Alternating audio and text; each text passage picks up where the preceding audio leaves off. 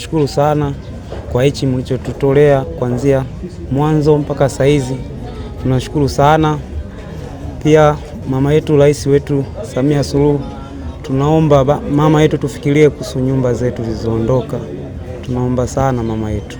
Tunashukuru viongozi wetu mliokuona kwa kutupatia hiki chache, na Mungu awabariki na Mungu awatie moyo, na anatoa shukrani kwa kuanzia ngazi zote, kuanzia diwani, mwenyekiti, wote walikufuatana na mashirikiano kuwasiliana na viongozi mpaka kutoa sisi wafiwa tuliofiwa. Asanteni sana. Bado tunara nje, nyumba zetu zimeondoka, tulifunika, na Mungu awatie moyo, muendelee kututia mkono na kutunga mkono. Asanteni sana na Mungu awabariki. Kwa mazingira pale nyumbani kama nilivyosema ni mazingira magumu sana. Moja, nyumba imebomoka, lakini pia anahitaji msaada wa chakula, maana chakula chote kikawa kimeharibiwa.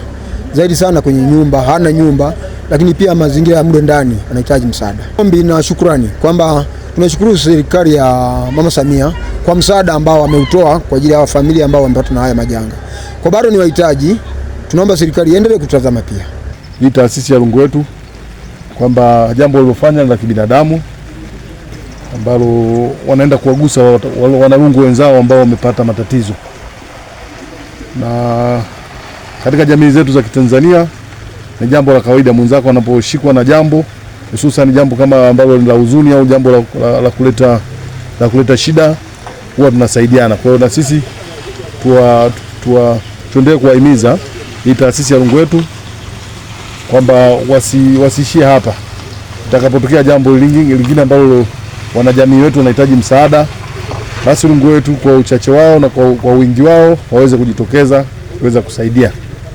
Lakini na vile vile wadau wengine wote wa maendeleo ambao waliguswa na jambo hili la maafa yaliyotukuta katika wilaya ya Rungwe, wanahimizwa na kusisitiza kwamba wafuate taratibu pale wanapotaka kuwaona hawa wahanga au waathirika wa janga hili la maporomoko ya udongo. Sasa sisi asasi ya Rungwe wetu ni wazao wa wilaya ya Rungwe ambao tunapatikana kupitia grupu letu la WhatsApp, ambako kule ndiko napeana taarifa mbalimbali.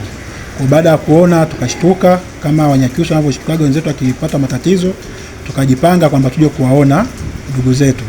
Na leo ndo siku ambayo tulipanga tuje kuwaona. Poleni sana ndio fiwa. Na hii ni baadhi tu ya familia ambayo tumekuja kuiona hapa kata Kawetele. Huyu mwenzetu alipoteza mke na mtoto. Sisi kama asasi ya Rungwe wetu tunakupa pole wewe na familia yako, lakini hapa pole watu wote ambao walipoteza ndugu waliopatwa na majanga na wilaya ya Rungwe kwa ujumla. Lengo letu kubwa ni kugusa pale ambako mmepoteza, lakini hatuwezi kurudisha. Kwa kweli tumesikitishwa na majanga yaliyotukuta wilaya ya Rungwe, lakini tunamshukuru Mungu kwamba anawatia nguvu. Tunawakuta wengine wameshaimarika, Mungu azidi kuwatia nguvu. Lakini mnaendelea kuonesha upendo kwetu sisi Wanaikuti katika hiki kipindi kigumu kilichotupitia. Kwa kweli tunayapokea haya kwa faraja sana, na mmeonesha umoja wetu kama Rungwe kwamba katika jaribu hili, katika mtihani uliotupitia huu, mmetuwezesha, mmetukimbilia na mmetufariji vya kutosha. Sisi tuseme asante sana.